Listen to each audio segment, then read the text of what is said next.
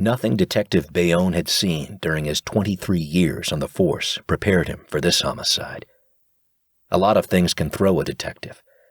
A guy walks into a crime scene unprepared for the brutality pounded into the corpse, the fear spread across the floor, the hatred sprayed across a mirror, or the passion sliced off and tossed in the corner.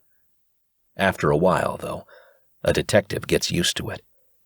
He learns to turn the volume down on his emotions and listen, hear what he needs to hear. Bayonne had taken this to the extreme. In his mind, most cases busted at the seams with something to say. They wanted to talk. A good detective, and Bayonne considered himself one, knew, within 5 minutes, why a murder was committed. That doesn't get the job done. That only gets it started. It might have been the butler or Miss Scarlett in the library with the candlestick, but a good detective stands in the library, examines the blood on the paperbacks, and knows from experience what it looks like and what it means when somebody uses a candlestick to collapse a cranium. Bayonne's job, as he understood it, was to find out where the butler was and what Miss Scarlett thought of the victim. Murder leaps on a soapbox and preaches desire, anger, perversion, or any combination of the three. Even professional jobs look like they were done by dispassionate professionals. On occasion, and this is rare, some mastermind who thinks he knows how clever he is tries to disguise what he did. These rocket surgeons watch television like everybody else, so they know their business. Well, Dr. Moriarty must have gotten his degree out of a Cracker Jack box, because the physical evidence never lies. The cuts don't fall at the right angle. The blow occurred after death. The blood spatter tells a different story, a story of a heart past pumping. The television gets it all wrong. Supermodels doing DNA tests rarely solve crimes. Cases close because experienced detectives read a scene, read the evidence, and understand forensics. What threw Bayonne in this case, what kept this one just out of reach, was that it didn't preach. It didn't explain anything at all. He stood over the body and felt alone. Silence. He felt no murderer at all. Bayonne might have been a little off that morning.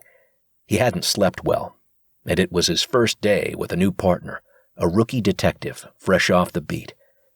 The rookie should have cut his teeth on something simple, something where the wife or husband did it, where the answers were obvious, routine, and gave a sense of the reality of the job, and, for that matter, maybe an honest lesson about life.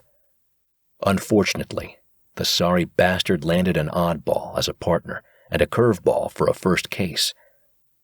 Bayonne didn't think Adam McKenna was a bad kid, earnest and eager, two good qualities in a neophyte, even if they won't do anything for you on the job. Still, McKenna didn't look like much of a cop. He stood about 5'10", and had clearly gone to seed in the 5 years since he got out of the academy. 40 pounds overweight, he wore thick horn-rimmed glasses and had platinum blonde hair buzzed short, almost invisible. His suit, a size too big to hide his girth, looked like he'd taken out a loan for it, without realizing it would be stained by vomit or blood or both by the end of the week. Bayonne wondered if McKenna would feel more comfortable in front of a computer than at a crime scene, and, in a moment of optimism, hoped he'd shoulder more than his share of the paperwork. McKenna had the highest score on the detective's exam that Bayonne had ever seen, so the kid might not have been a total idiot.